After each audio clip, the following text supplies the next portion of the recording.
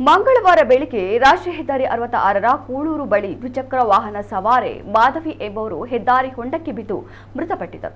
ಇದಾದ ಬಳಿಕ ಸಾರ್ವಜನಿಕರು ಭಾರಿ ಪ್ರತಿಭಟನೆಯನ್ನ ನಡೆಸಿದರು. ಇದೀಗ ಹೊಂಡವನ್ನ ಮುಚ್ಚುವ ಕೆಲಸ ಮಾಡಲಾಗ್ತಾ ಇದೆ. ಆದರೆ ಹೆದ್ದಾರಿ ಹೊಂಡ ಮುಚ್ಚಲು ವ್ಯಕ್ತಿಯ ಸಾವು ಬೇಕಾಯಿತೆ ಎಂಬುದು ಸ್ಥಳೀಯರ ಆಕ್ರೋಶ. ಇಲ್ಲಿ ಹೊಂಡ ಮುಚ್ಚುವ ಕೆಲಸದಲ್ಲಿ ನಿರತರಾಗಿದ್ದ ಗುತ್ತಿಗೆದಾರರನ್ನೇ ತರಾಟೆಗೆತ್ತಿಕೊಂಡ ಘಟನೆ ನಡೆದಿದೆ. ಹೊಂಡಕ್ಕೆ ಬಿದ್ದು ಸ್ಕೂಟರ್ ಸವಾರೆ ಮಾಧವಿ ಸಾವನ್ನಪ್ಪಿದ ಪ್ರಕರಣದ ಬಳಿಕ ಎಚ್ಚೆತ್ತುಕೊಂಡ ಹೆದ್ದಾರಿ ಪ್ರಾಧಿಕಾರ ಗುತ್ತಿಗೆದಾರರ ಮೂಲಕ ಕೊಟ್ಟಾರ ಚೌಕಿ ಬಳಿ ಹೊಂಡ ಮುಚ್ಚಲು ಮುಂದಾಗಿತ್ತು.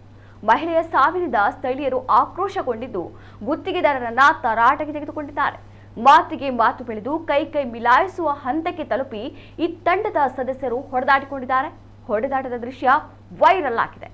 ಕಾವೂರು ಠಾಣಾ ಪೊಲೀಸರು ಈ ತಂಡಗಳನ್ನ ಕರೆಸಿ ವಿಚಾರಣೆ ನಡೆಸಿ ಎನ್ಸಿಆರ್ ಪ್ರಕರಣ ದಾಖಲಿಸಿಕೊಂಡಿದ್ದಾರೆ.